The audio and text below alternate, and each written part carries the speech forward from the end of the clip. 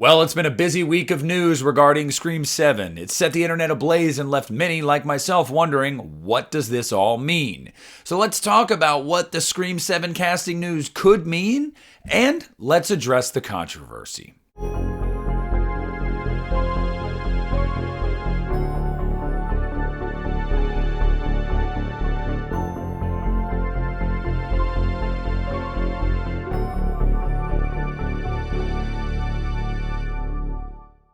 Hey, what's up everybody? Nick here, and today I wanted to talk about the updates regarding Scream 7. And then at the end of this video, I want to go on a little bit of a rant, so stick with me here.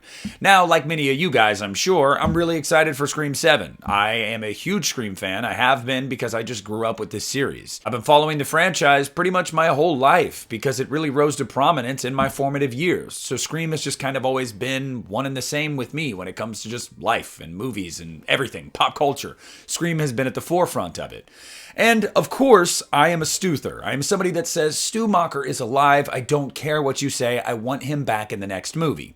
And I know that created quite a stir. For years and years, people said, no, Stu is dead. Well, hold on to your butts because this week we got some massive casting announcements. First and foremost was the announcement that Scott Foley will be returning as Roman Bridger, the killer from Scream 3, and what we came to find out, the killer that was behind all of it. And that was already kind of like, whoa, wait, what? When they announced that. But for me, it was a good whoa, wait, what? I loved Scott Foley as Roman Bridger. I still say, aside from Billy and Stu, he's my favorite Ghostface in the series. And I don't know, I loved the Long Lost Brothers storyline. Some people said it was so corny and it was so late 90s, early 2000s. And I'm like, yeah, dude. And I dig that.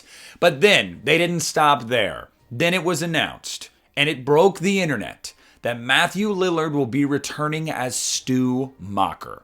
And of course, everybody was making videos. Everybody was dissecting this announcement. They were wondering, what could this mean? Is Stu alive? Is Stu dead?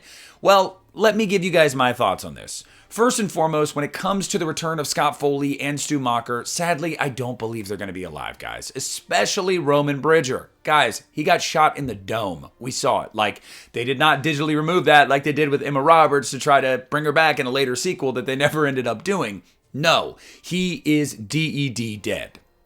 Stu, however, I have always made the case, could have survived that. And of course, everybody always brings up the fact that Kevin Williamson had always intended on Stu coming back, so you could definitely make that case more realistically. I'm not saying it is realistic. I'm saying it's far more realistic than saying that Roman Bridger is still alive.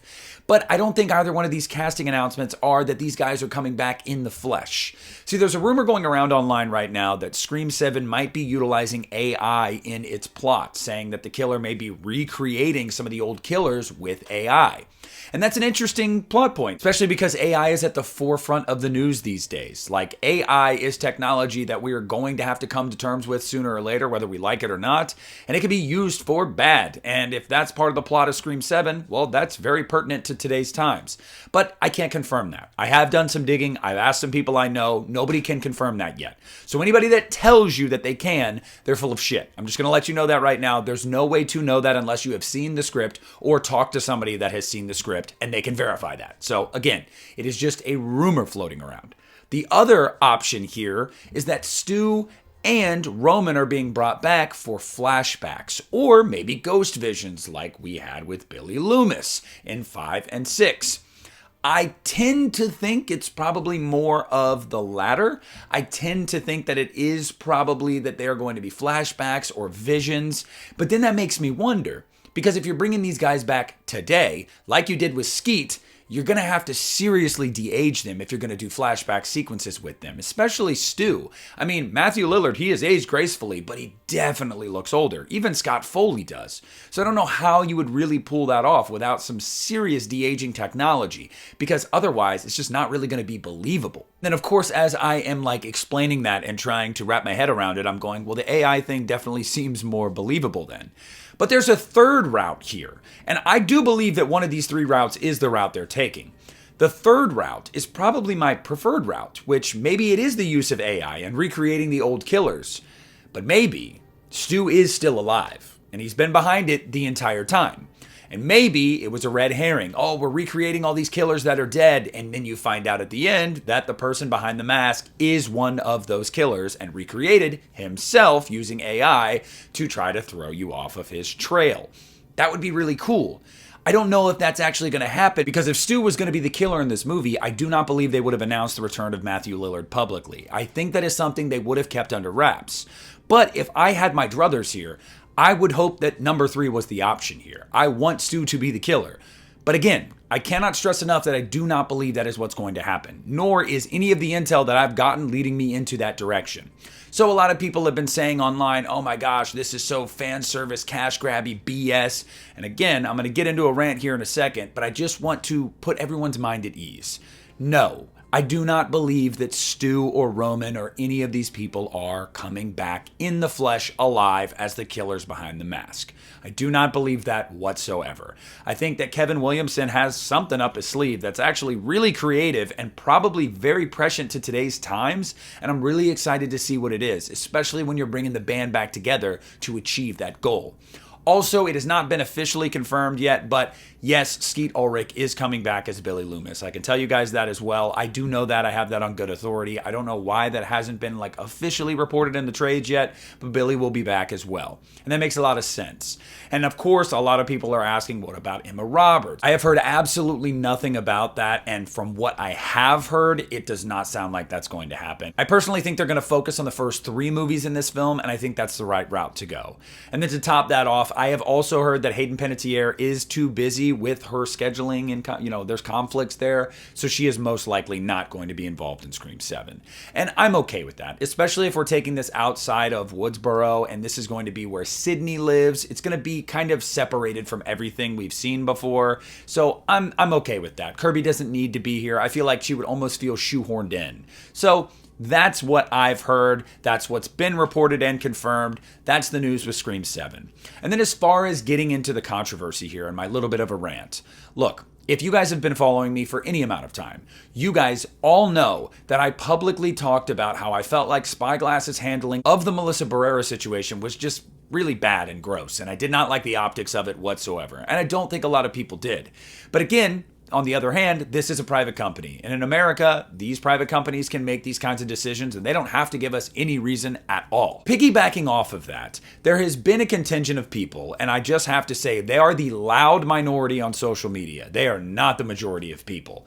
There has been a contingent of those people that have decided to boycott Scream 7 and look down their nose on anybody that is going to go support this movie, calling them every name in the book on social media and really just doing their faux white knight social justice warrior BS stuff online. Look, I don't know if you guys know this about me, but I'm actually a pretty socially liberal person.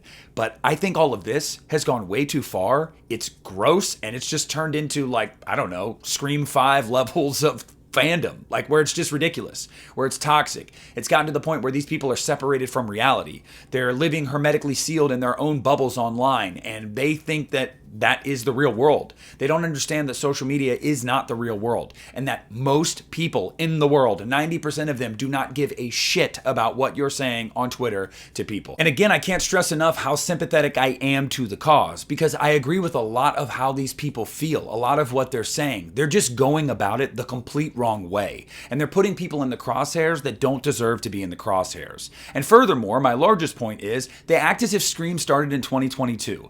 I'm sorry, children. It started almost 3 decades before that. And I understand that this is a generational thing, and this is pertinent and a hot topic for you guys.